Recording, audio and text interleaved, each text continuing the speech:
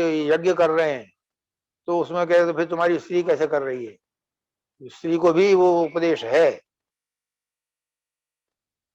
पूरी इसकी प्रक्रिया है, मैं पूरी नहीं बोल रहा हूं, लेकिन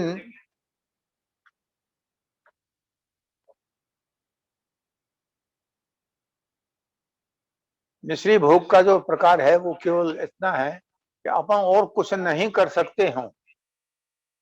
जैसे विधान में देखा जाए तो चित्र रूप की सेवा, चित्र स्वरूप जो है वो अनभिज्ञों के लिए है, जिनको सेवा की पद्धति का ज्ञान नहीं, कैसे वस्त्र बदलने, कैसे वस्त्र धराने, क्या करना, किस तरह से कोई कौन सी चीज धरनी चाहिए, कौन सा होता है, इनका ज्ञान नहीं। जो प्रारंभिक शुरू करता है उसके लिए चित्र सेवा थी। उसके बाद में स्वरूप सेवा शुरू होती है, गौरव स्वरूप होते हैं।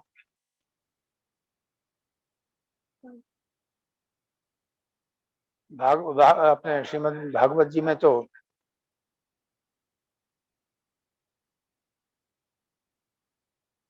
शैली दारुमयी रौप्या लेप्या लेख्या च सैकति मनोमणि मणिमयी प्रतिमाष्ट विधा स्मृता। 8 प्रकार के स्वरूप बतलाए हैं।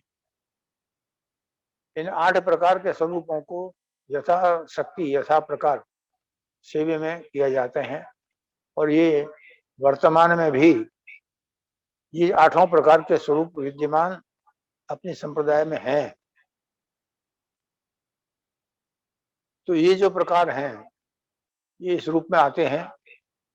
तो मिश्री भोग वो है कि जब अपन कुछ नहीं कर सकते, जैसे जब कुछ नहीं कर सकते हैं तो उस समय चित्र सेवा करते हैं।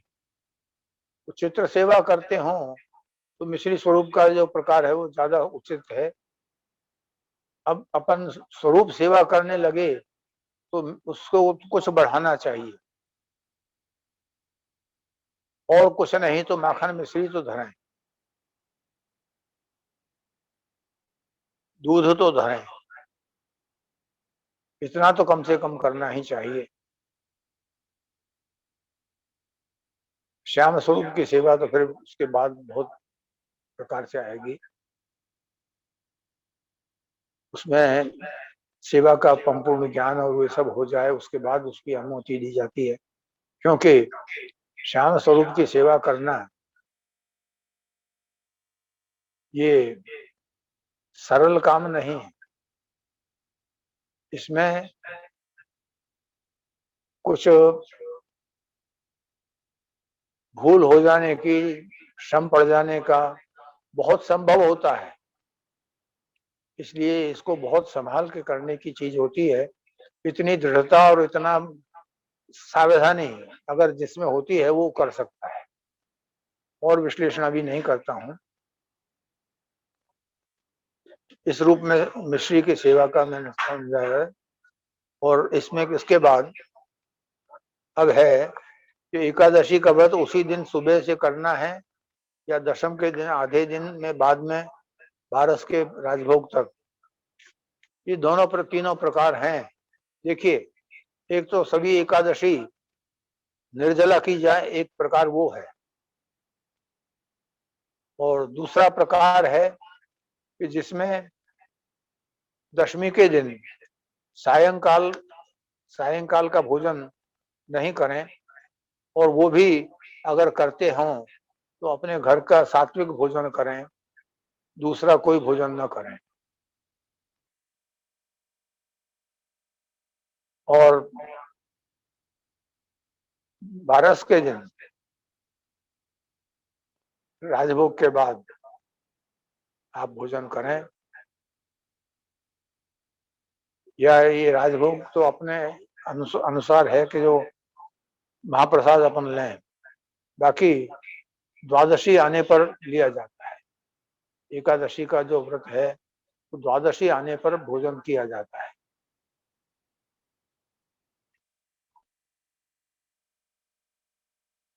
एकादशी और बारस का उत्सव एक ही दिन आए तो वस्त्र श्रृंगार भोग का क्रम कौन सा? देखिए, आपने लिखा तो नहीं है, परंतु मुझे ऐसा लगता है कि जैसे दान एकादशी और वामन द्वादशी, ये दोनों साथ आती हैं और ये कभी कभी एक हो जाती हैं। इसी के लिए प्रश्न होगा ये। तो ये अगर दान एकादशी और बारस है तो दान एकादशी के दिन श्री प्रभु को मुकुट धारण कराया जाता है और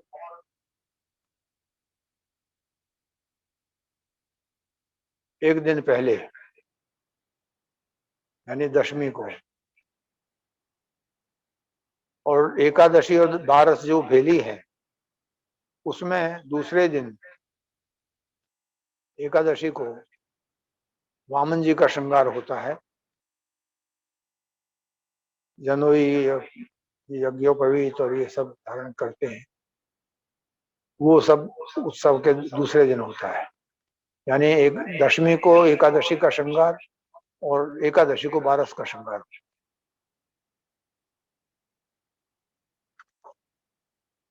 अच्छा, गुलाब दानी पर वस्त्र आवे कि नहीं?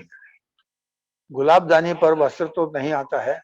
गुलाब दानी अकेली ही रखी जाती है, जिस किसी धातु की हो, जैसी हो वो वैसी आती है। पच्ची के श्रृंगार का और डाक का मुकुट कैसे होता है?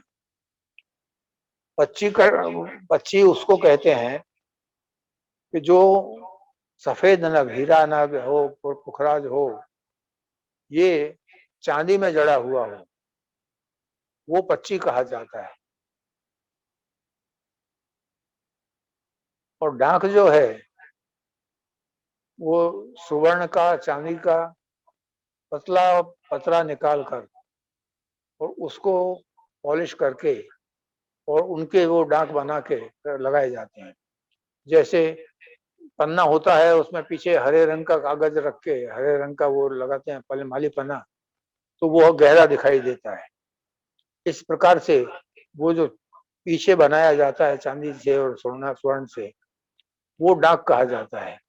उसमें फिर वो जो इन तारों से और इनसे स्वर्ण के और चांदी के उनसे वो गुथा जाता है, तो वो डाक का मुकुट कहा जाता है।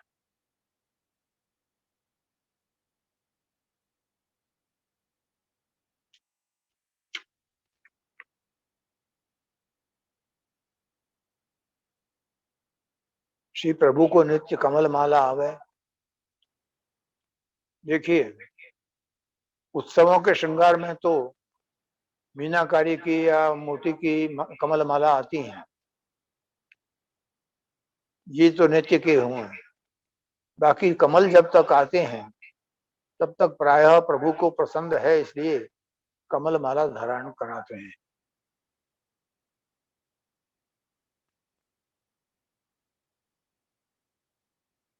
नित्य तो प्रभु को कमल माला इस रूप में नहीं, ये जो मुक्ता की और ये जो मालाएं आती हैं तो उत्सवों पर आती हैं। बाकी के दिनों में कोई कमल की माला आनी चाहिए ऐसा नहीं है। और जो मुख्य जो कमल है, कमल भी 5 प्रकार के होते हैं: लाल, पीला, हरा, सफेद और श्याम। ये प्रकार के कमल होते हैं, उनका उपयोग किया जाता है।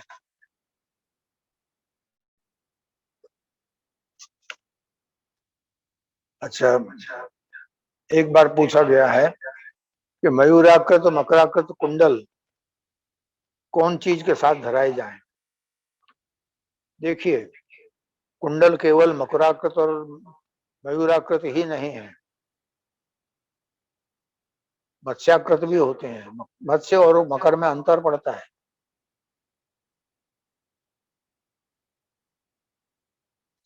और दूसरे पुष्पों के आकृति में भी होते हैं, फूल के और इसके भी प्रकार में मुकुट, ये कुंडल बनते हैं। सभी कुंडल ये 3 प्रकार के हैं ऐसा नहीं है, अनेक प्रकार से बनते हैं उसकी। तो इसमें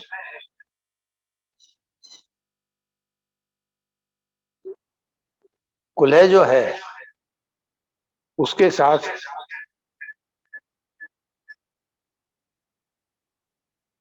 ज्यादा करके मत्स्याकृत कुंडल भी आते हैं, फूल के कुंडल भी आते हैं और मकराकृत कुंडल भी आते हैं। मुकुट के साथ मयूराकृत कुंडल आते हैं, चेहरा के साथ पुष्प के भी कुंडल आते हैं, मकराकृत भी आते हैं, मयूराकृत भी आते हैं। ज्यादा करके जो मुकुट धारण करते हैं और जब रास का विधान है तो मयूराकृत कुंडल होते हैं। और टिपारा जो है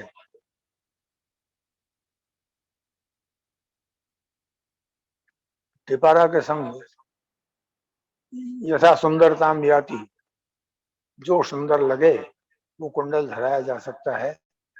इसमें कौन का ये यही आना चाहिए ऐसा नहीं। अनेक प्रकार के फूल के कुंडल बनते हैं, फूल से माने जड़ाऊ कुंडल बनते हैं, फूल की आकृतियों में वो कुंडल आते हैं। जयंती व्रत, एकादशी व्रत करना या उत्सव अंत्य पारना, देखिए 4 जयंती मानी जाती हैं। कृष्ण जयंती, राम जयंती, ये दोनों पूर्ण एकादशी व्रत करना होता है। और नृसिंह और वामन ये उत्सवांतेज पालना लिखा होता है। ठाकुर जी जब शयन में हो तो झाड़ी बंटा हम ले सकते हैं कि नहीं? ठाकुर जी जहाँ शयन करते हैं वहां ताली बजाकर या घंटियारी बजाकर या शंखनाद, जो भी पद्धति हो, ये अलग पद्धति के नियम अलग अलग हैं, लेकिन उनमें से जो भी हो वो किए बगैर आप जा नहीं सकते। तो वहां पहले ऐसे उठाना नहीं होता है। उनको जगाने के लिए, सूचना देने के लिए कम से कम ताली तो बजाना ही चाहिए।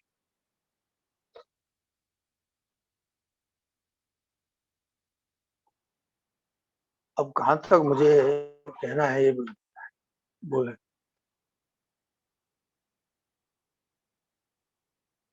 अच्छा, ठाकुर जी की सेवा किए बिना कुछ खाते नहीं हैं, मगर बीपी की वजह से खाना पड़ता है तो राजभोग में नाश्ता ले सकते हैं। देखिए, ये सेवा का विभाग जो है वो, उसमें ये भी है कि देह का जो भी प्रकार है वो ध्यान रखकर किया जाता है।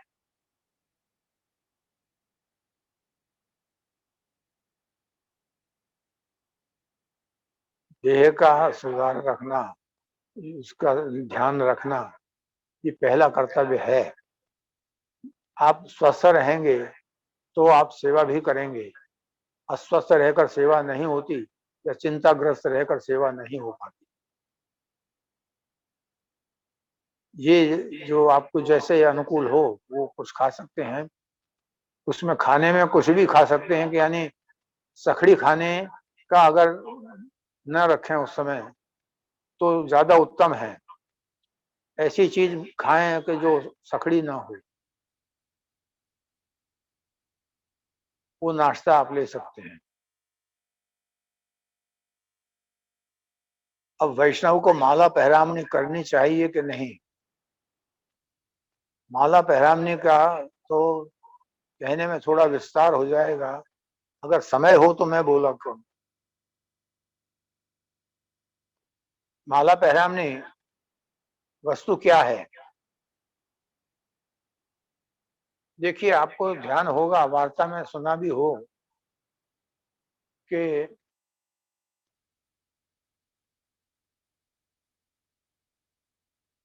श्री गोसाई जी विराज रहे थे और श्री दामोदर दास जी ने श्री गोसाई जी से कहा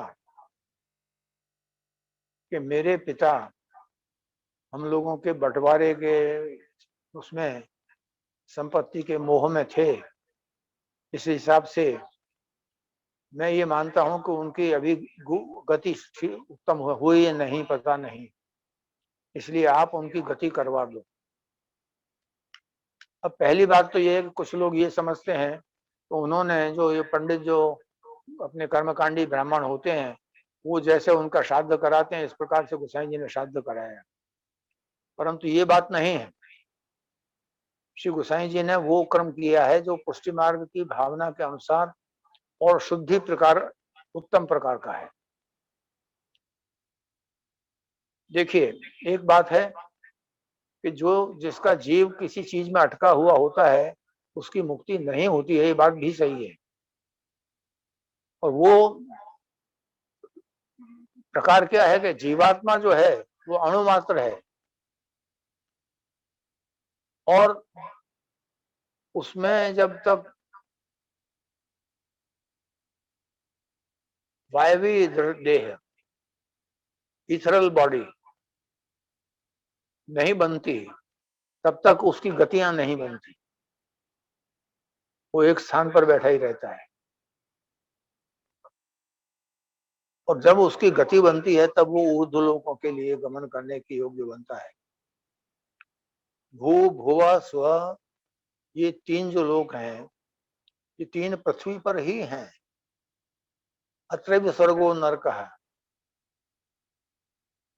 सभी यहाँ हैं, लेकिन जो आध्यात्मिक जो रूप से जो हैं वो भू भुवा स्व के बाद में जो महर लोक है वो महर लोक में जब वो पहुंचता है जीवात्मा, जब सूक्ष्म देह बन जाता है तब वो सूक्ष्म देह का निर्माण वैदिक जो मंत्र हैं उत्तर क्रिया के उसमें ये सूक्ष्म देह का निर्माण कराया जाता है।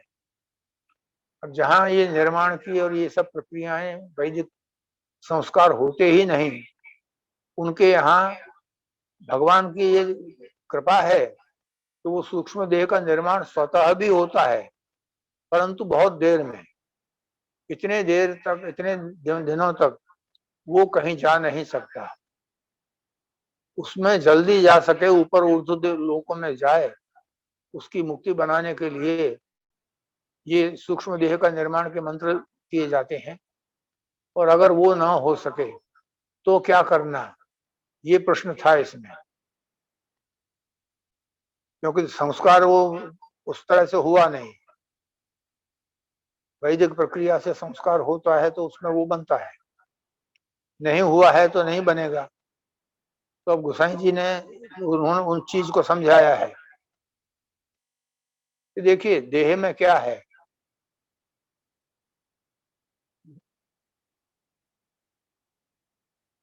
पृथ्वी जल तेज वायु आकाश पंच तत्व, ये पांच तत्व देह में है। अब इन पांच तत्वों की शुद्धि जब बनेगी तब वो इथरल बॉडी बनेगी। इन शरीरों का जो देह का संस्कार होता है वो इसीलिए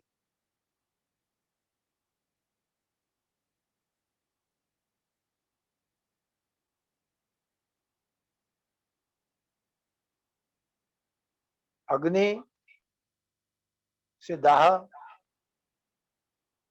भूमि में गाड़ देना और पारसियों की तरह जाली के वो कुएं के ऊपर जाली के रूप में रखना, पक्षियों का भक्षण करवाना, ये तीनों प्रकार अपने यहाँ की प्रक्रियाओं में बताए गए हैं।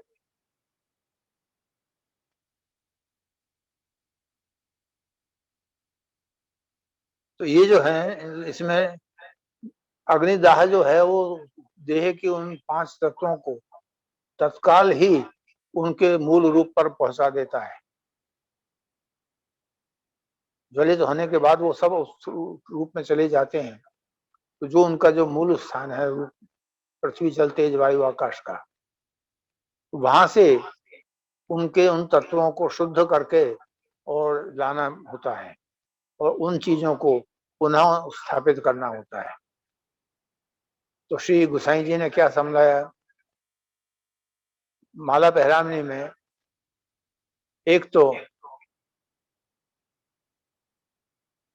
चरणामृत जो सूखा पाउडर होता है मिट्टी का, जो श्री प्रभु के अभिषेक में जो काम में आया हो, जल उससे बनता है, ज्येष्ठाभिषेक के अभिषेक का वो जल होता है। तो वो मिट्टी का यानी पृथ्वी हुई, वो पृथ्वी को दोष का निवारण करता है। फिर यमुना जल, यमुना जल जल के दोष का निवारण करती है। पृथ्वी जल, अब आता है तेज। तुलसी जो है, तुलसी की कंठी पहनाई जाती है, वो क्यों? तुलसी की उसमें तेजस तत्व है। तुलसी के तेजस तत्व का प्रमाण हमने यहाँ कर्म सिद्ध है ना, वहाँ वो शिक्षा के उनके वो कॉलेज में वहाँ एक प्रोफेसर हैं, उन्होंने ये करके बतलाया कि वो माइक्रोस्कोप में जो वो देखते हैं कांच की पट्टी के ऊपर वो रखकर, उसमें वहाँ उन्होंने कई जर्म्स उसमें रखे और उसके बीच में एक तुलसी का दाना रख दिया। सब जीव जो हैं, वो जर्म्स जो हैं, वो सब एक तरफ अलग अलग खिसक गए। ये उसका तेजस तत्व है। तुलसी की कंठी अपन धारण करते हैं, वो उस समय जो पहनाई जाती है, वो उसका वो रूप है कि जो अपने देह के उन दूषित तत्वों को दूर कर देती है। वो तेजस तत्व है, तो वो उसका रूप आ जाता है। अब पृथ्वी जल तेज, उसके बाद होता है वायु।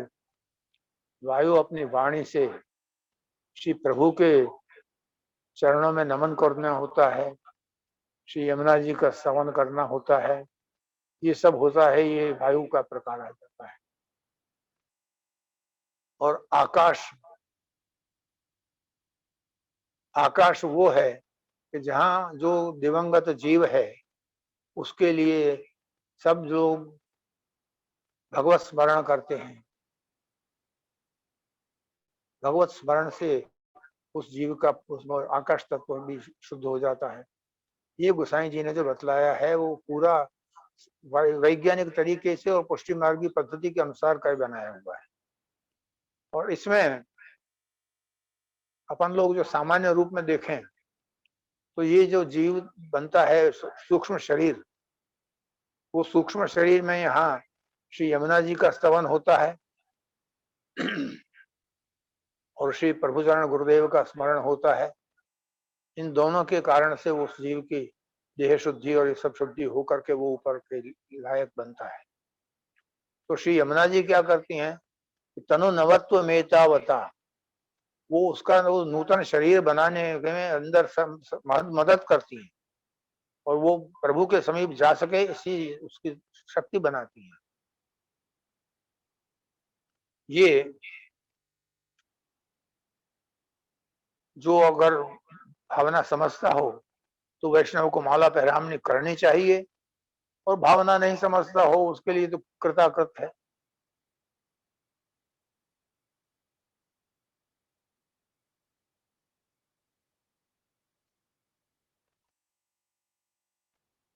अंसखड़ी के क्रम में पनीर की सामग्री धर सकें कि नहीं, पहली बात तो ये है कि पनीर ठाकुर जी को भोग में आता ही नहीं। उसका एक कारण है कि पनीर जो है वो दूध को फटे हुए दूध से बनता है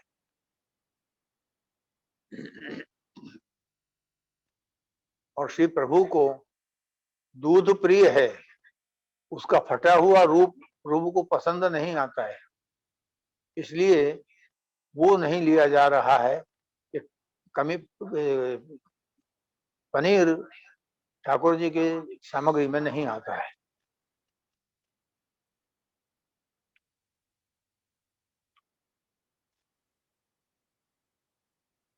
तो ये अनसकड़ी के क्रम में भी नहीं है, इसलिए उसको नहीं लिया जाता है।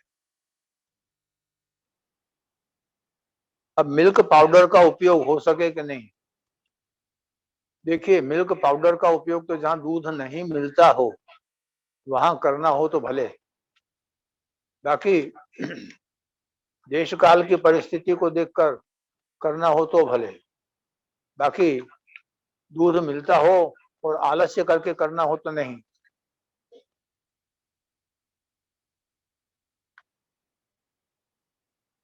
अच्छा, कुंजा शैया मंदिर में धरें, अवश्य धरें।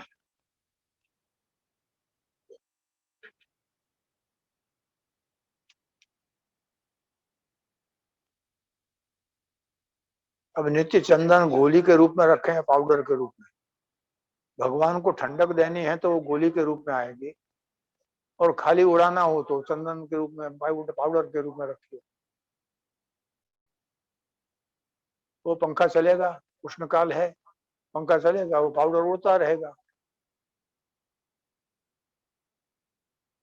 श्री जी के श्रृंगार वस्त्र सिद्ध करने के लिए फेविकोल यूज कर सकते हैं कि नहीं? श्रृंगार में, वस्त्र में फेविकोल लगेगा तो कड़क तो हो ही जाएगा। तो जो वस्त्र धराना है वो भी ऐसा हो जाएगा, तो यानी ऊपर से जैसे आजकल ये कोरोना में डॉक्टर लोग जो पहन के आते हैं ऐसा लगता है। मैं उस चीज को स्पष्ट कह सकता हूं कि इस तरह से तो उसका उपयोग नहीं होता है। कोई चीज टूटी हो उसको जोड़ने के लिए आप उसका उपयोग करें, वो हो सकता है, तो वस्त्र में या आभरण में नहीं होता है।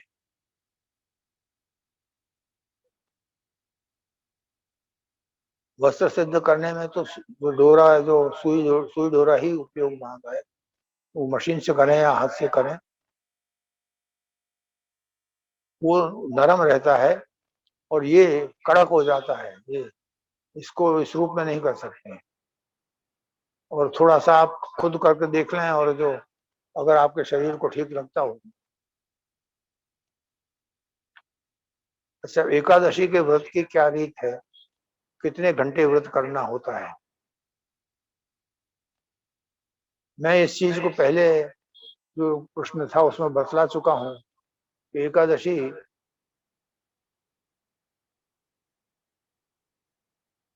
एकादशी जो है वो 3 प्रकार से मानी जा रही है। एक तो वो है कि जो प्रत्येक एकादशी निर्जला मानी जाती है। श्री मथुराधीश जी के घर में प्रत्येक एकादशी जब निर्जला होती है, ऐसा पहले देखा है। इस समय ये मुझे परिचय नहीं, अभी अनुभव नहीं है, लेकिन वहां प्रत्येक एकादशी को निर्जला मानते हैं। ये अपने अपने सामर्थ्य पर है, सामर्थ्य हो तो ठीक है, नहीं हो तो नहीं करें। कोई भी चीज यानी शक्ति के बाहर नहीं करना चाहिए। स्वधर्माचरणम शक्त्या परधर्मात् तो निवर्तनम इंद्रियाश्व विनिग्रह सर्वथा न त्यजेत त्रयम, एष भागवतो धर्म, भागवत धर्म इसका नाम है, ऐसा श्रीमद आचार्यों का वर्णन है। तो शक्ति से अधर जाकर करने की आवश्यकता नहीं होती, शक्ति को संभाल करके अपन को चलना है। तो इसलिए एकादशी की रीत कितने घंटे करने की नहीं है। एकादशी थी, एकादशी के दिन से शुरू करो तो एकादशी के द्वादशी आवे वहां तक का होता है।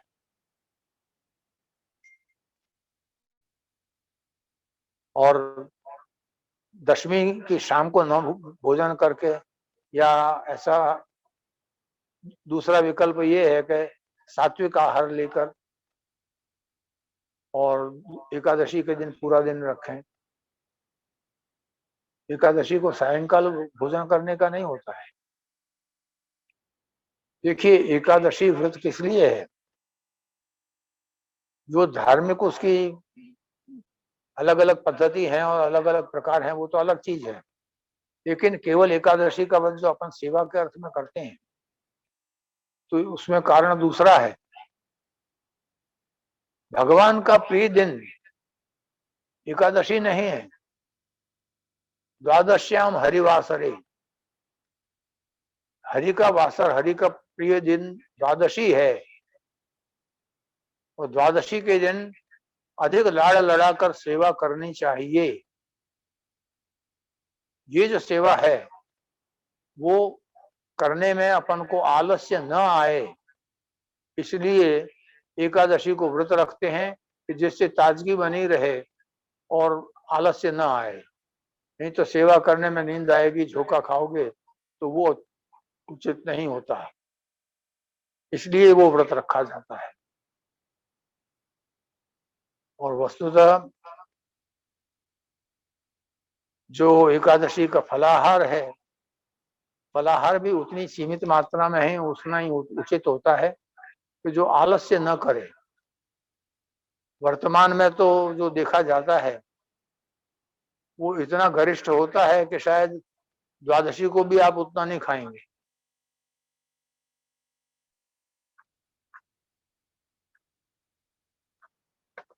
व्रत की सीमा घंटों में नहीं है। आपको उसके लिए तो पंचांग ही देखना पड़ेगा, या पंचांग जो धर्मशास्त्र के इसके टीवी में भी कई आते हैं और सब में आते हैं, तो उसमें देखो।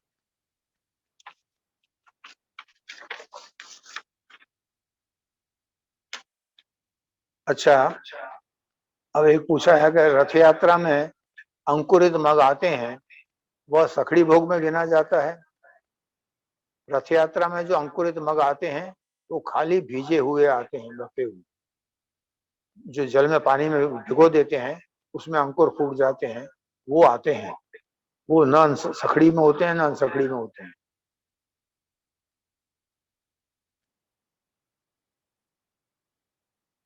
राजभोग में सखड़ी कैसे सजाते हैं, राजभोग में कितनी सामग्री बनाते हैं, इसके ऊपर ये आधार होता है।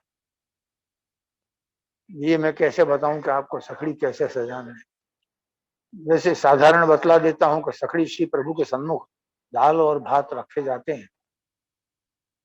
उसके एक तरफ मिष्ठान्न भी होता है, कढ़ी इत्यादि बनाई हो तो होती है, शाक होते हैं। अब जितनी जो आप सामग्री बनाते हो उसके ऊपर है। इसके अलग अलग चित्र भी बनाए हुए हैं, वो लेकिन प्रकाशित नहीं हो पाए किसी कारण से।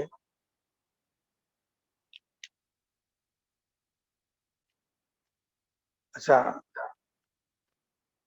थोर में तुलसी दल रख सकते हैं कि नहीं? थोर, ये लिखा हुआ थोर है, इसलिए थोर नहीं, थोर होना चाहिए। तुलसी दल नहीं, तुलसी पत्र रखा जाए। सामग्री में हर एक चीज में तुलसी का पत्ता है, तुलसी दल तो श्री प्रभु के चरणारविंद में है।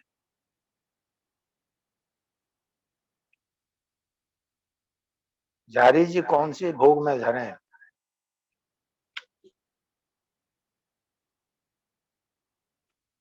देखिए, जिसमें केवल दूध धरते हैं, अगर मंगला, श्रृंगार और ग्वाल आता हो, तो ग्वाल भोग जब आता हो अगर, तो उस समय दूध अरोगते हैं, तो उस समय झाड़ी नहीं रखो तो चलेगा। बाकी सभी समय में झाड़ी आती है।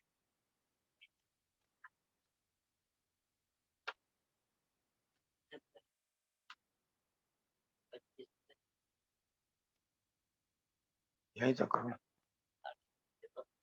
है। अरे अच्छा, ये मैंने समझा दिया। जब 25 प्रश्न मेरे इसमें आ गए हैं, अब समय पूरा हो रहा है, इसलिए मैं अपना विराम करता हूँ।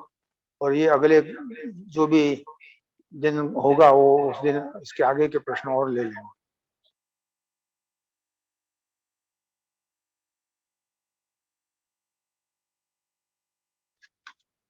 यही मैं अपना ये आज का वक्तव्य और ये उत्तर प्रश्नोत्तर समाप्त करता हूँ।